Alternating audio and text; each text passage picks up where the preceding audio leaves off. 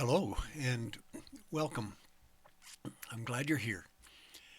This is a video presentation of my talk, Born Good, Alone and Together. Hi, my name's Byron Radley Carrier. I'm in Ashland, Oregon in my office, and I'm not quarantined, but self-isolating here to protect I and others from the spread of the COVID virus. This is a redo of a sermon that I did last Sunday for my fellowship in Grants Pass, Oregon, a Unitarian Universalist fellowship, on March 29, 2020. And I'd like to not only welcome back those who may have seen that Zoom presentation there then, but the rest of you who may have tuned into this here. And I'm glad you're here. I'd like to confront some of the realistic and also some of the overblown fears that we may have about this worldwide pandemic. How can we be better with it, both alone and together? My appreciation goes out to YouTube and to OBS broadcasting software, to Zoom, for making these kinds of communications easy. I'd like to thank my son Tobias Carrier, who has Rogue EasyWeb, to help advise me technically. More than that, I'm glad that you're here, and I'm honored that you've tuned into this sermonic thoughts and feelings. And I'd like to present a few words about the context for doing this kind of thing. Excuse me. Before we go, I'd like to start out with a little ceremony. I'm going to light a candle.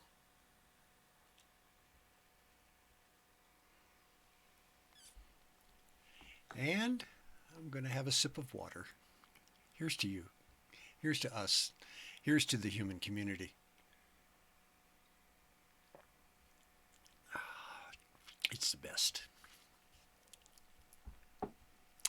As a Unitarian Universalist minister, I'm afforded the freedom and the responsibility to think for myself.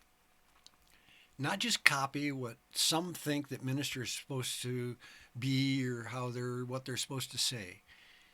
And nor do you have to agree with me. I don't think everybody will. That's all right. We all think with the thoughts that we have, and yours could help make mine better once you listen to this. I'm not one to dwell on how we're bad or sinful or fallen. My issue is how to realize and to actualize all the goodness that we're built of and we're built for. We're tricked out of knowing and developing our goodness when we're raised in a culture that assumes and then imposes that we're fallen, needing grace and forgiveness in order to rescue us from a horrid eternal future. What is fallen is that perverse myth. Instead, I'd turn to Genesis 1 to remind us that creation is itself good. I don't impose the Bible on you. I don't expect you to read it and believe it as the Word of God. I merely admit that it is read and believed and therefore has power and importance in our society. And on that basis, I especially agree with and appreciate Genesis 1, which, for those of you who don't know how it's laid out, that's found on page 1. It's the easiest one to find.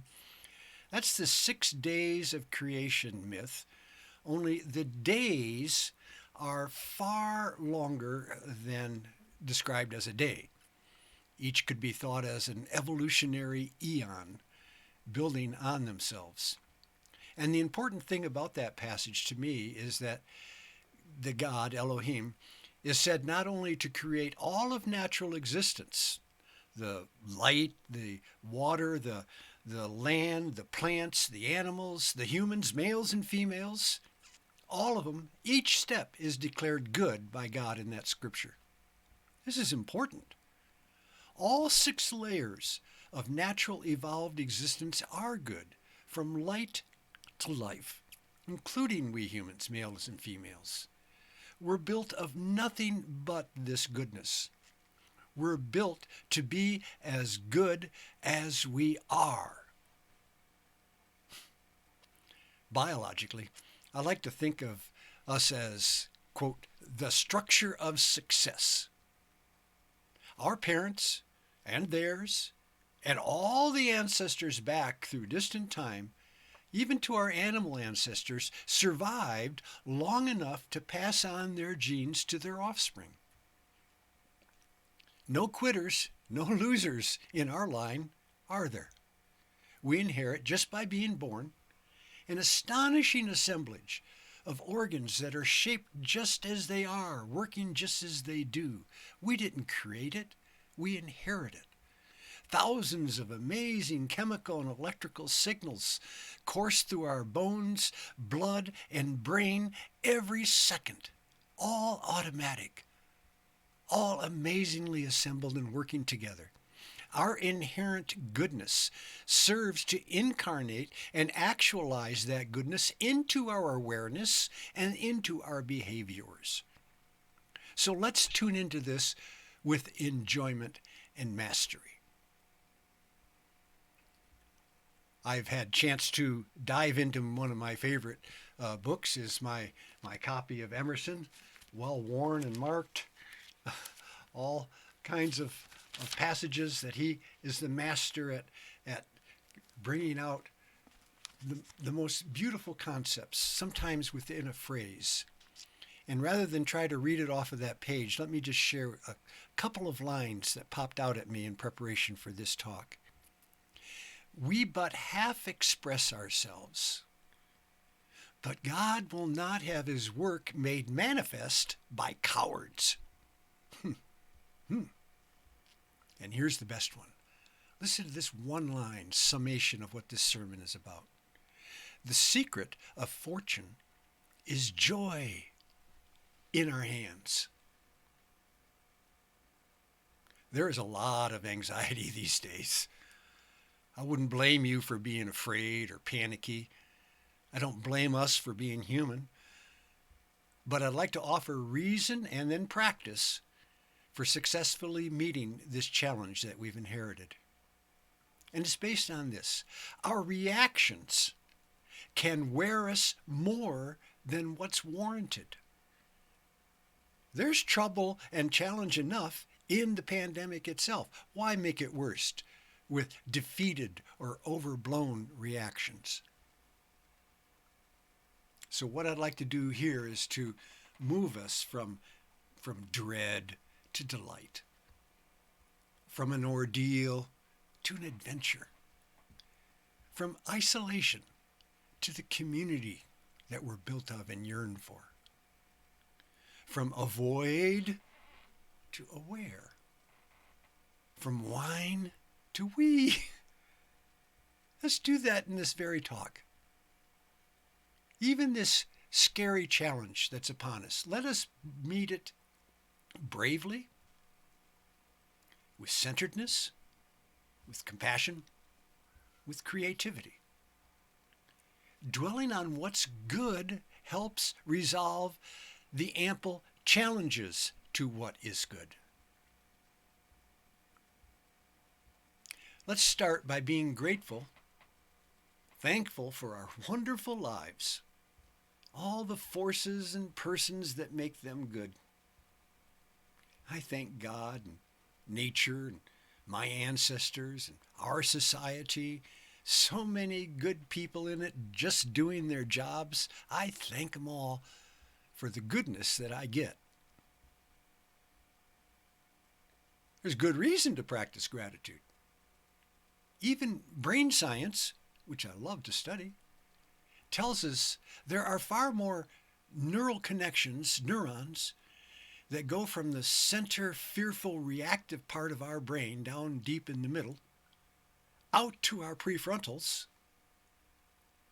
our higher thoughtful abilities, than the other way around, from the prefrontals back to the amygdala. So we're prone to fearing and fighting more than accepting and resolving, especially when things get all riled up like they've been politically lately in our society, and now doubled up with this corona challenge. We're wary. And that ancient caution and reaction gets activated more in modern life than it used to in our former, more pastoral times.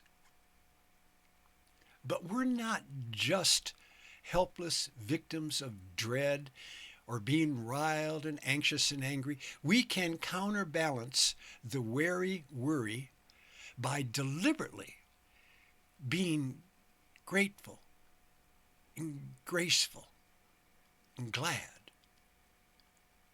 If we counter every downer in us with 3 to 7 positive thoughts about ourselves and our situation, what we do is we create new neural connection from the high brain down to the amygdala.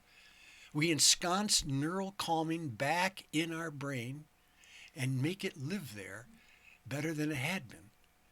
We create neural connections that we can then easily travel. We discover, we create, we instill a happier, healthier, more intelligent brain.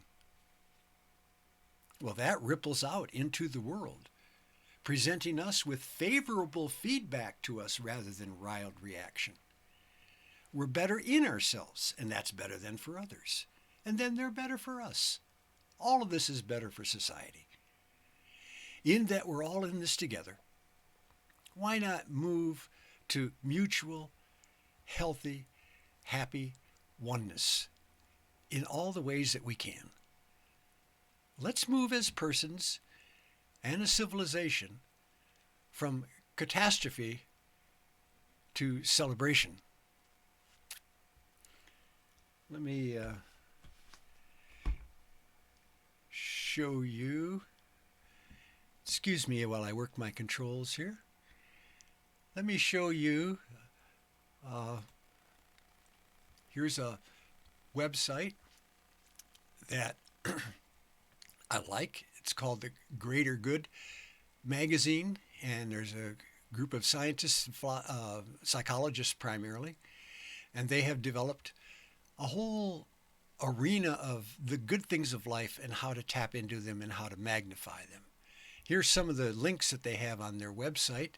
You can see them as I kind of scroll through them. Here, that's a very large thing. You can connect with them. There's lots of resources. There's lots of resources to deal with stress and anxiety. There's resources that foster connection for us. I hope you're seeing this. I believe you are. There's a podcast, The Science of Happiness. There's a course on happiness. There's a toolkit for happiness. There's resources for parents, for kids, for teachers, and so forth. This is the kind of thing that is happening in our society, and it's good for us to steer our way to it. Let me bring my script back up. I'm, for one, glad that I'm getting to shelter at home. I'm getting things done. I probably get more garden planted this week. I'll have some time to practice and play music. I'll connect with dear ones more than I had been doing. When I go out into the society, I notice that people greet each other with genuine community in their eyes.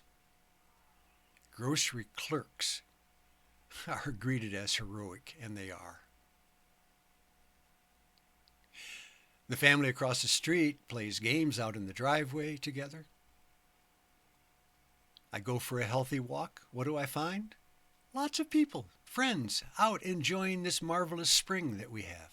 This is life as it should be. We should have access to the good things of life and not be driven constantly around scarcity and stress. I'm noticing also some telling environmental benefits from the business as usual that we usually have shutting down. I'd like to show you some graphics of how much cleaner the air is above Wuhan, China, and above American cities simply because we've slowed down.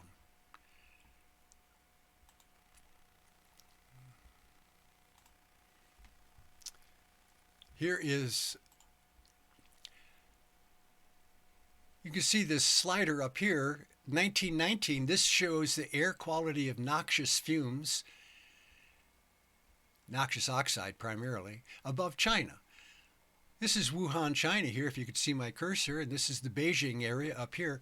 Look at how much cleaner it is in 2020 than it was in 2019. Similarly, let's go on over to, oh boy, I've lost my thing. There was another graphic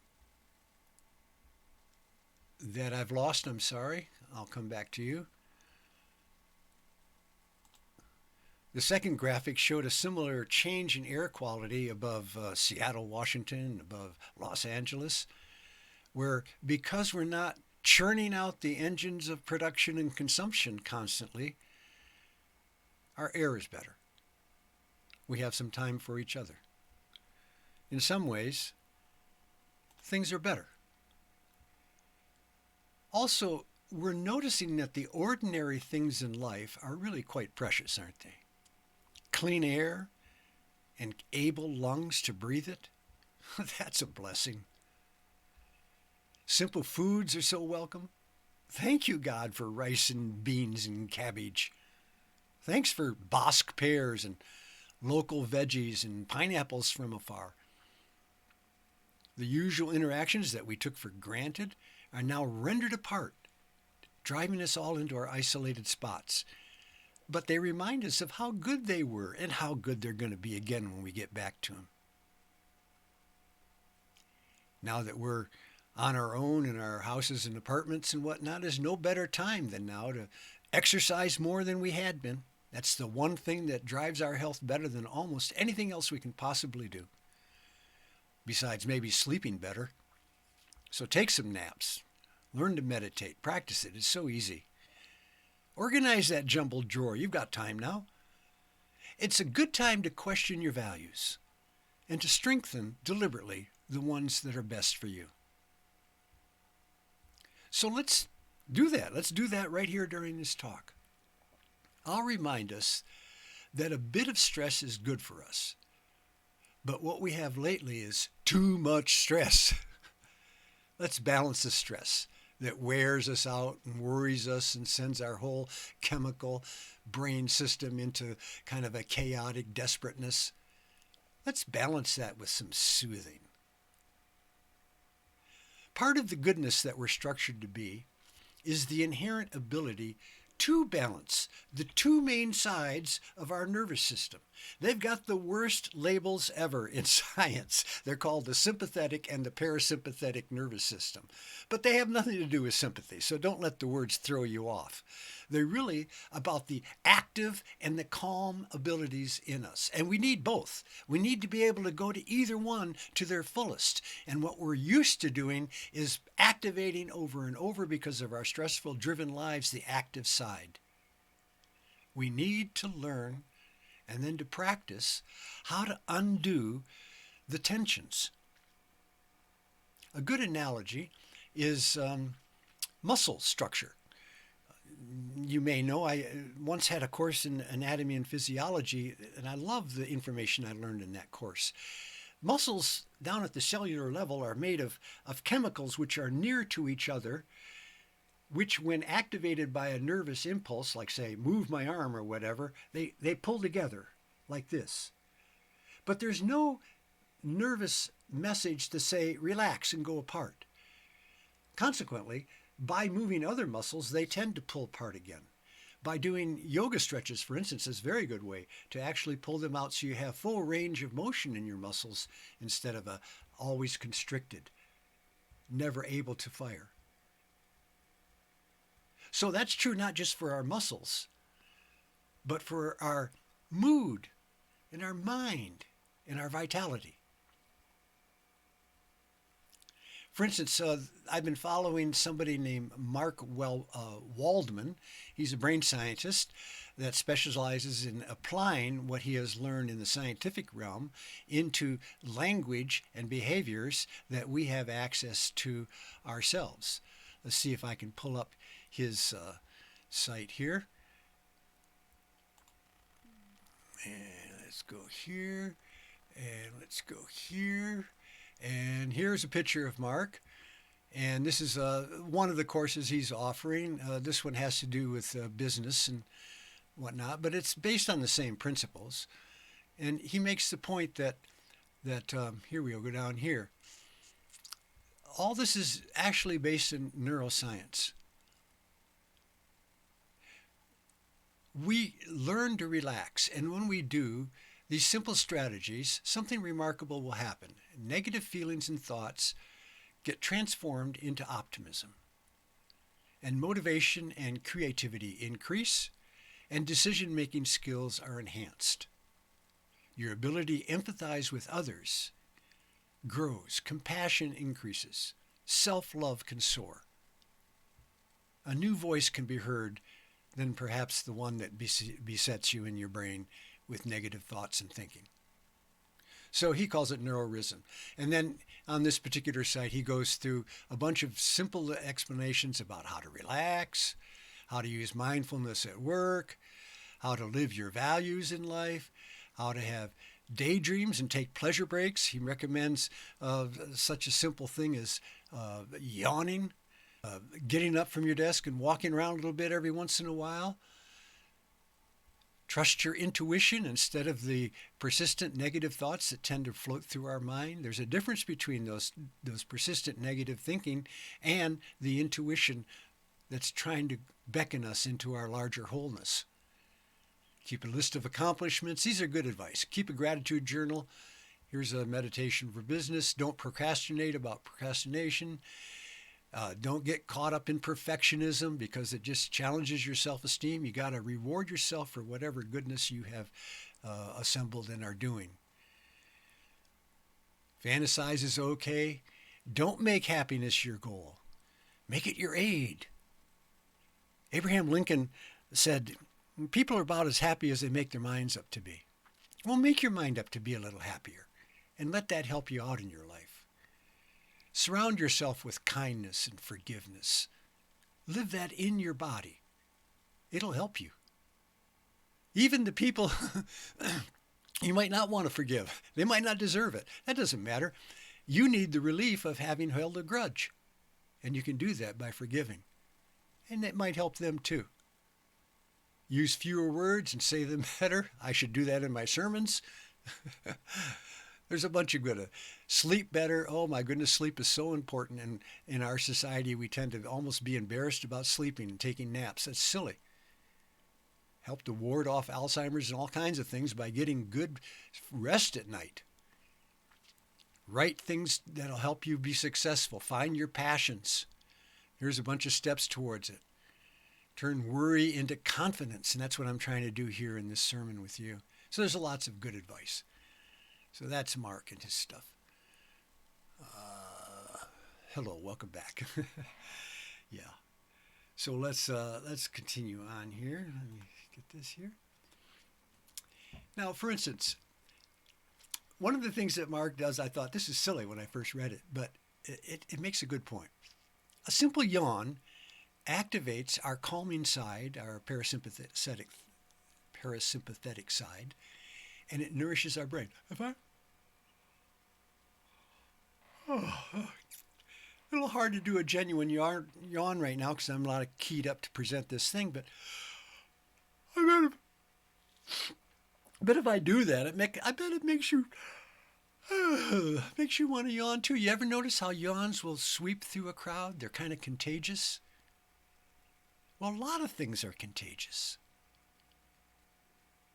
A lot of things are. What are we having as contagions? Anxiety, anger, stress? How about some happiness? How about some generosity? How about some self-confidence? How about helping each other have that? And there are ways to do it. Let me share with you kind of a summary of some of the things I pulled off of one of Mark's site, one of his offerings. Slow movement, like, Tai Chi,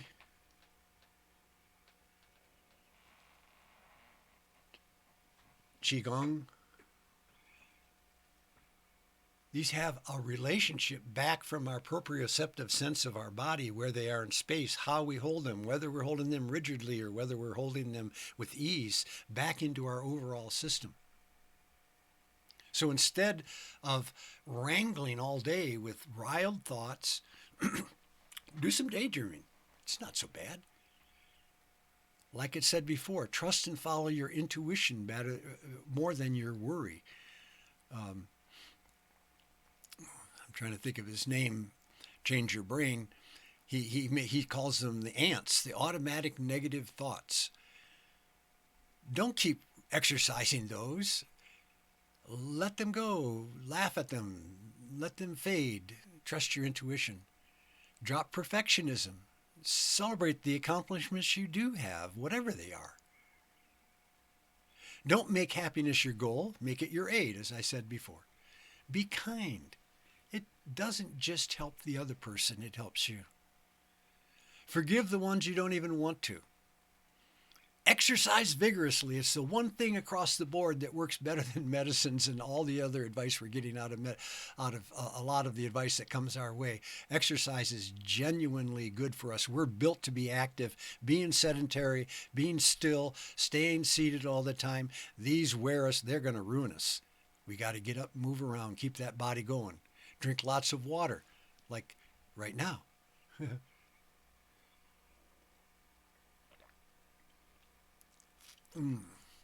I love water. You know, this stuff is like billions and billions of years old that keeps getting refreshed over and over again.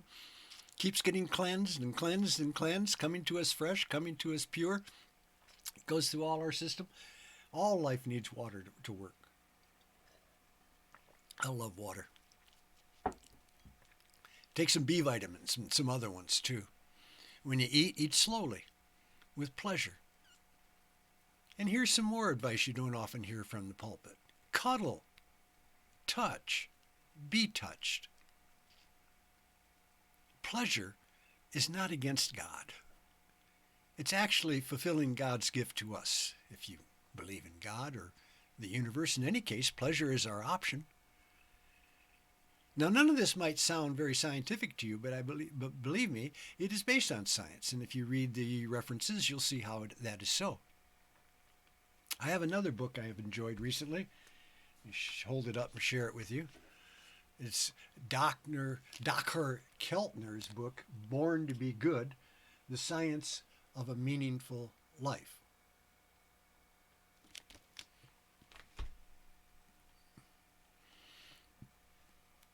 Keltner dives into the enormous importance of ordinary touch, of eye contact, of friendly tones of voice, for infants especially. But it turns out it matters to everyone. Older people, infants too. He reports how the researcher Tiffany Field found how old people in nursing homes were getting caught cuddling, and so they were forced to separate. And when they did, they just withdrew and withered and died. Similarly, in orphanages, not too long ago, touching of children was prohibited. And in places where that was so, some 50 to 75% of those infants died. But in places where they are held and handled, they thrived. We're like these older people and these children. We need connection, touch. Another fascinating part of Keltner's research is to map out minute facial expressions with precision.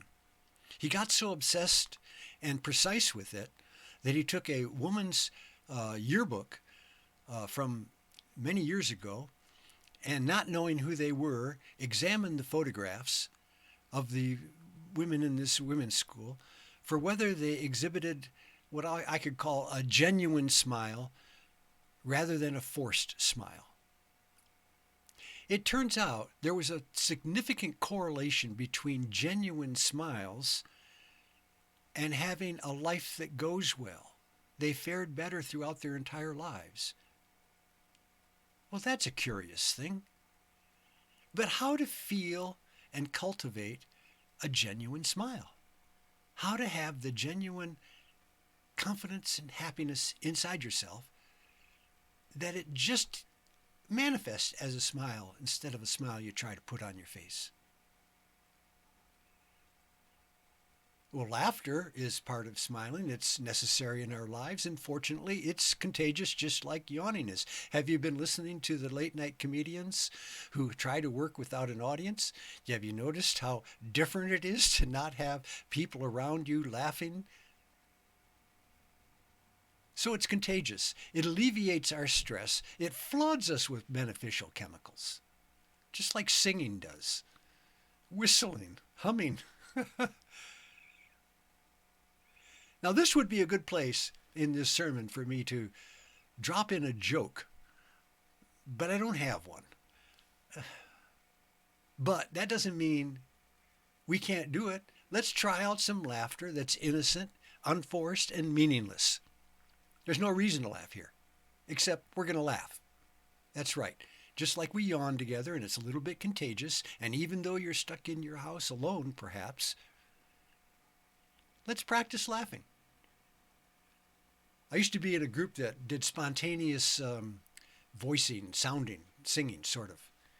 And in between our sessions, which were so endorphin producing to do that singing, in between we would burst out in all kinds of jokes and laughter. And we called it diaphragmatic jostling. Laughing alone is hard. And hearing others laugh helps us as well. And we can't hear each other, but we're above such restrictions. So if you dare, and I think you do, go ahead and join me for try it. Let it, diaphragmatic jostling. Go ahead, give it a try.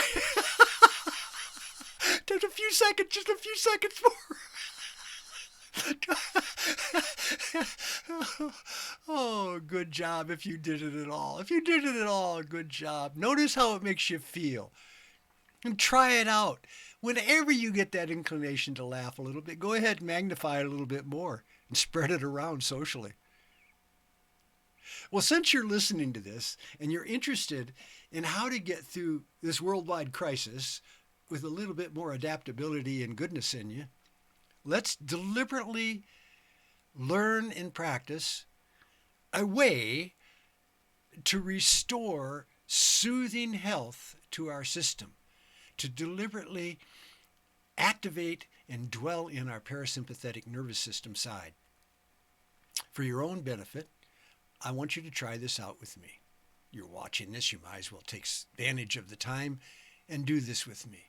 So here's what I'm suggesting, and you've had other people do this to you, no doubt.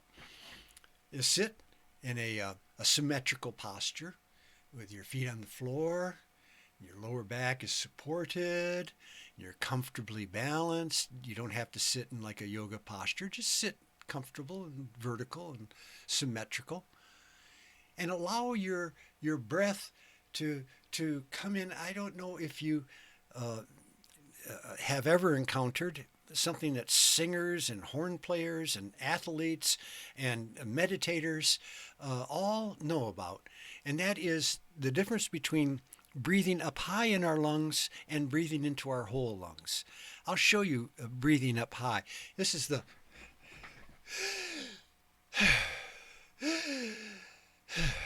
That's only the top half of my lungs. Watch this now, if I can show it to you on the camera. It's kind of a two-stage breath.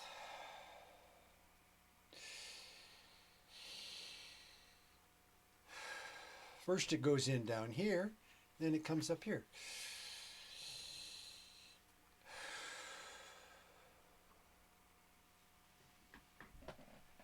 Did you do some? Did you breathe a little bit with me? And if you did you notice that even one breath sends a little wave of soothing peace through your system a little bit?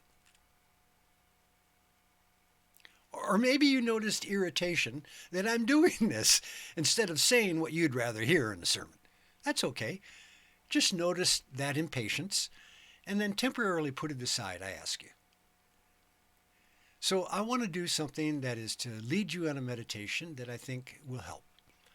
Not just for the future purposes, but even right now while you're listening to this. So sit in a good, nice, symmetrical posture, and I want you to close your eyes for a while and just listen. What I'm going to do is ring a bell twice. Once to start the meditation, and then a few minutes into it, some breathing exercises, some things to think about in our brain after we've calmed down a bit. And then a second time, I'll ring it again to bring you back. So I'm asking you to give up on watching and tune inside to watch your own self. Be the witness to who you are and how you are. So here we go. Go ahead and close your eyes.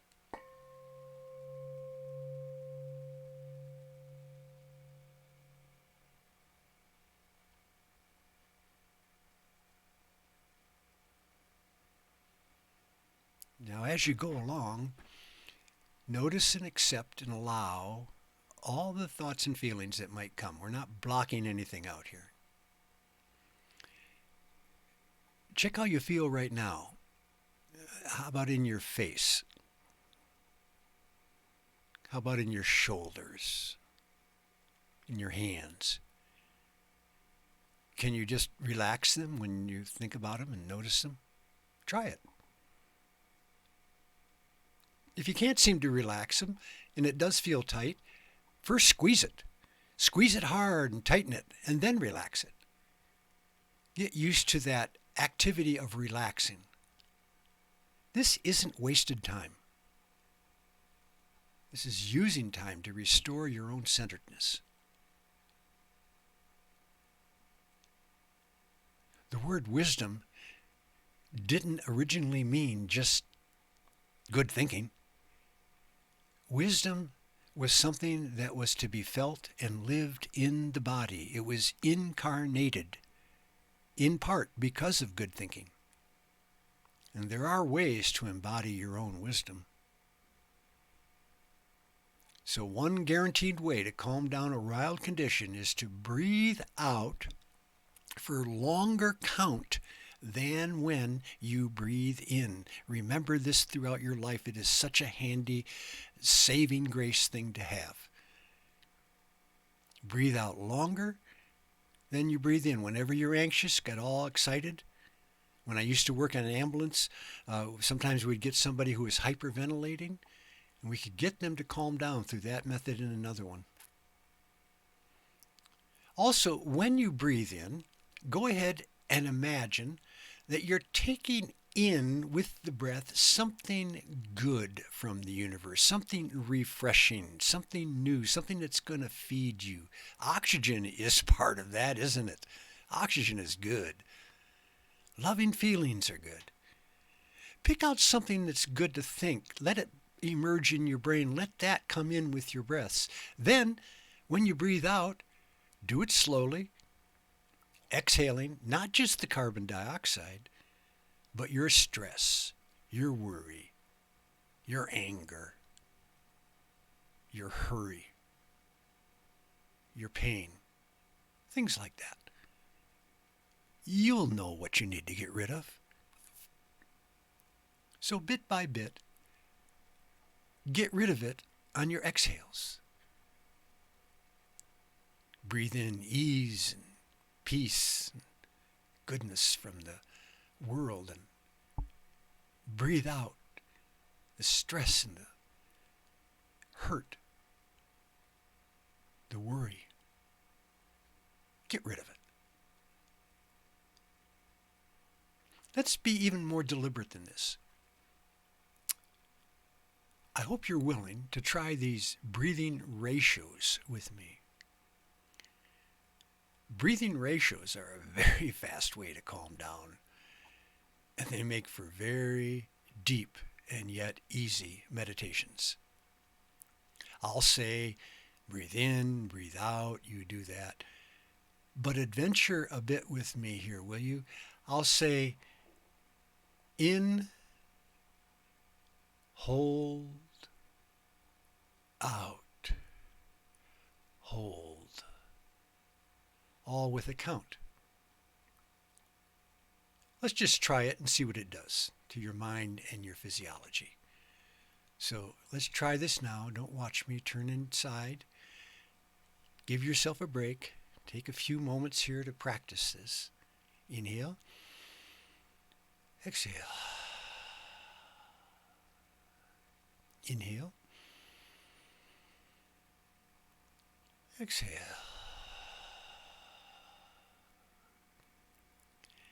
Inhale for 4, 2, 3, 4. Exhale for 4, 2, 3, 4. Inhale. 2. Exhale.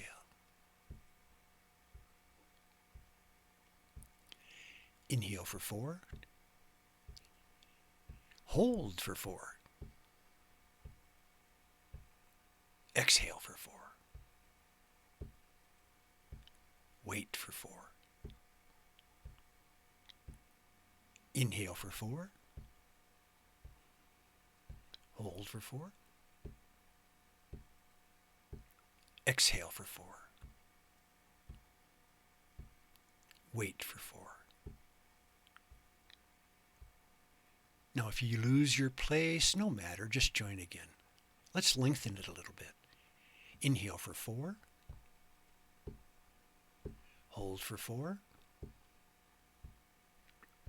Exhale for 8.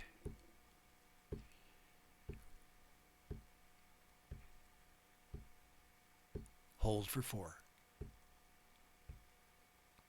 Inhale for 4. Hold. Slowly exhale for 8. Hold for 4. One more time. Inhale for 4.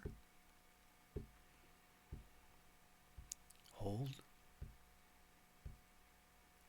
Exhale for 8.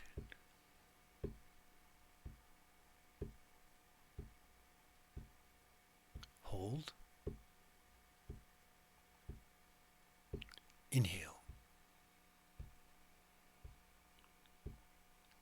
Relax and breathe on your own now. But keep your eyes closed. Maintain a connection with how that makes you feel to slow down a little bit and dive into slower breathing. And try to relax with it. Try to let it relax you. If you ever want a really deep dive into a peaceful meditation, try this technique and play on your own with the count. That can get quite a bit longer than what we've done here today. You'll find you don't need to be anxious about breathing. You don't need to hurry. If you need to breathe faster while you're doing this, go ahead and do it. It's not a problem. But try it on your own for a few moments. Breathing in, being comfortable with pausing, breathing out slowly and easily, a little farther than you'd normally breathe out, waiting a little while, breathing in again.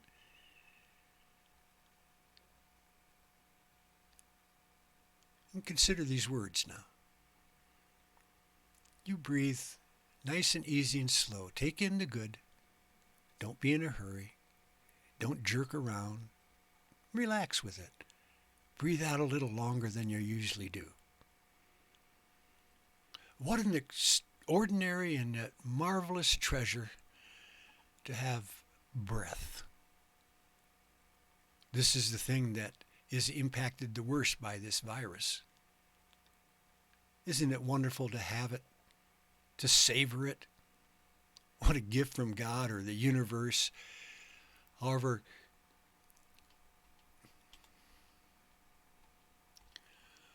oh no.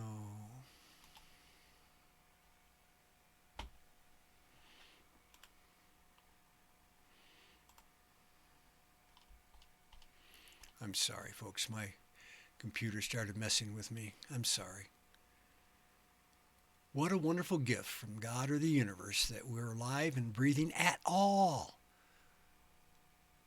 So here's another meditative technique I want you to try. I hope you're still inside yourself. Without changing how your face looks, smile inside your face. Try it.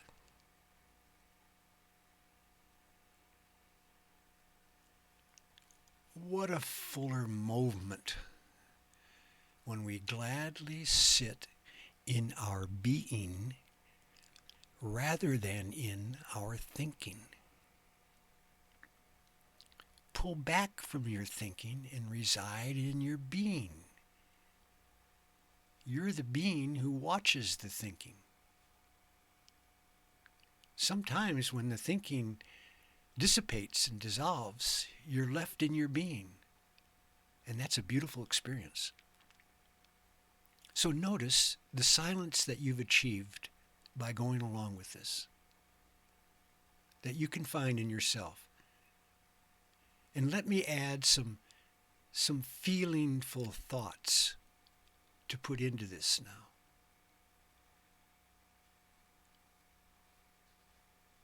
While you're breathing, let these words roll through you and let other things come up as you listen. Start by being glad for who you are, despite your hardships, despite your failures. You've done what you could do. Your efforts to be good with yourself and others have not been in vain or wasted.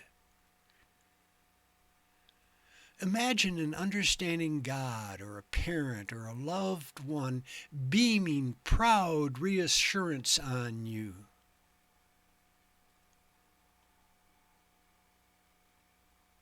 Let the gift of your goodness come alive and dwell in you.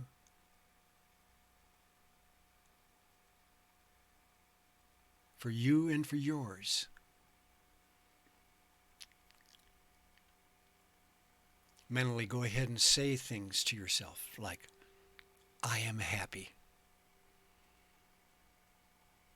I feel peace. I have love for myself and others.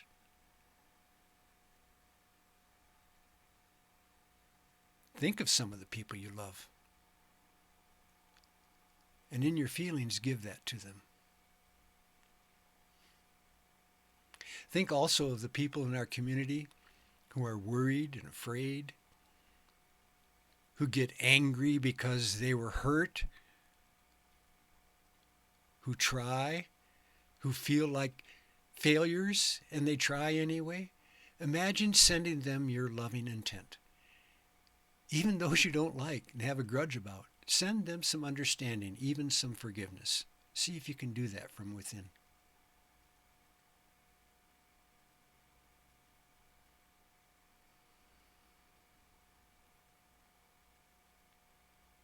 You know, you're stronger than this plight that we've been given.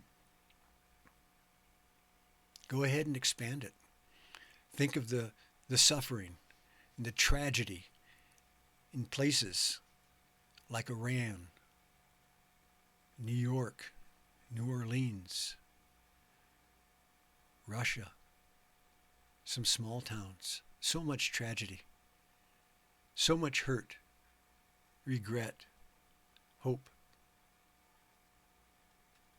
But because you are stronger than you knew, you can hold the human family in your loving compassion.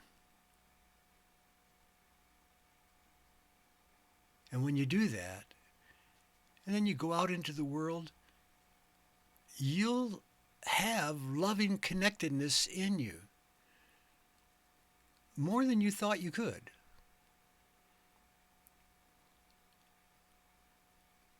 So before you open your eyes and we go on, and that'll be just a moment now, know you're better than before, more than you thought you could be. You're structured of success and goodness. You're born for this challenge. This is our generation's turn to meet and master an ordeal like other generations have had to do. You're not alone. Start tuning into the brave goodness of others. Set your intention for who you are and how you want to be.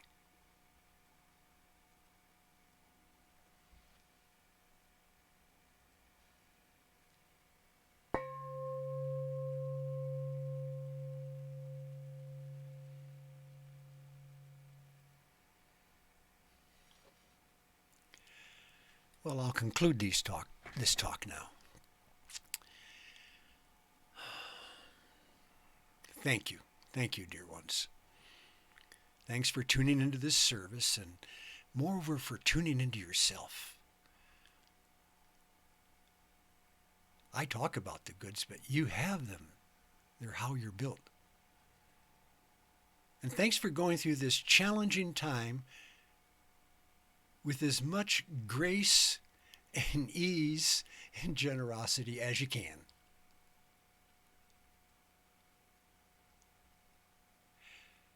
My former wife saw the Zoom service that I did earlier this week, and she wrote me a little email. She had a good line in it that sums up what I'm saying here. Let's move from scared to sacred. So be glad about your life. Live it with as much pleasure and much kindness and as much gusto as you can. We're each alone, all together. There's more oneness than we had been savoring and serving.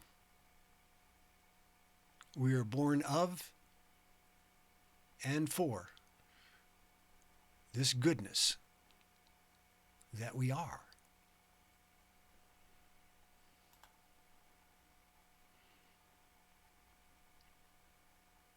Thanks for coming. Goodbye for now.